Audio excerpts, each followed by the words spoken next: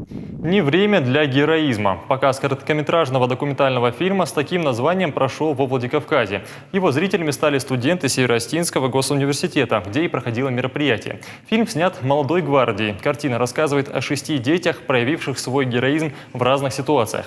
Включает и историю 12-летнего Сармата Дулаева из Владикавказа, который рискнул жизнью ради спасения друга, провалившегося под лед.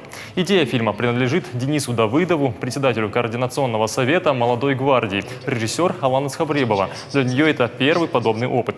На создание фильма ушло всего 3 недели. Авторы отправили свою работу на 71-й Каннский международный фестиваль. Жюри высоко оценило картину, и авторов пригласили во Францию на презентацию. В планах у режиссера фильма Аланы Цхавребовой снять вторую часть фильма.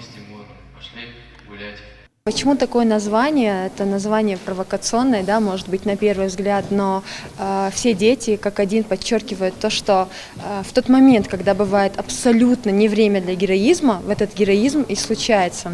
Вот. Мы в сентябре прошлого года начали съемки фильма, и уже в декабре, на День Героев Отечества, на 9 декабря, представили публике широкой этот фильм.